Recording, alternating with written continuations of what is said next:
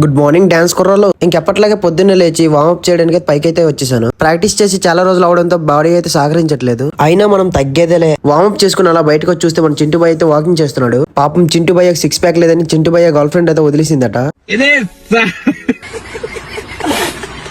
ఆ బాధ తట్టుకోలేక చింటూ బాయ్ తెగ వాకింగ్ చేసేస్తున్నాడు. ఈ మధ్య మనకు కూడా ఫ్యామిలీ ప్యాక్ వచ్చింది. అయినా నన్ను వదిలి వెళ్ళడానికి ఎవరున్నారని ఎందుకులే నీకు ఏసి బతుకు.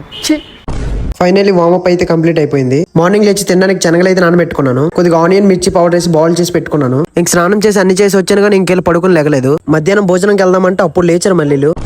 ఇంకా వేరే రూమ్ దగ్గర అయితే భోజనం కోసం వెళ్ళాం. భోజనం చేసి మళ్ళీ మా రూమ్ కి అయితే వచ్చేసాం. కొంచెం రెస్ట్ తీసుకుంటాను అనుకున్నానో లేదో నిన్న నేర్పించిన రీల్ అయితే ఈరోజు చేద్దామని గోల్ చేశాడు. మళ్ళీ సింగిల్ టేక్ అన్నాడు, అది త్రిబుల్ టేక్ అయింది. ఫైనల్లీ రీల్ అయితే చాలా బాగా వచ్చింది. ఇంకా అలా చాయ్ తాగి వేరే రూమ్ కి అయితే వెళ్ళాము. ఇంకా ఒక డాన్సర్ అక్క అయితే వెళ్ళిపోయింది. సో ఈ రోజు మా భోజనం మేమే వండుకోవాలి. నాకు తినడం తప్ప వంట రాదని కూరగాయలు అయితే కోయించారు.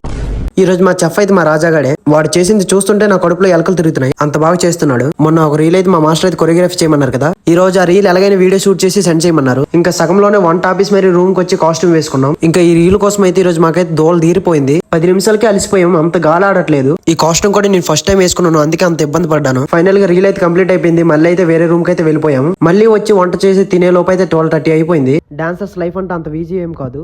మీరు కూడా ఒక డాన్సర్ అయితే కామెంట్ సెక్షన్ లో డాన్సర్ అని కామెంట్ చేయండి. Like and side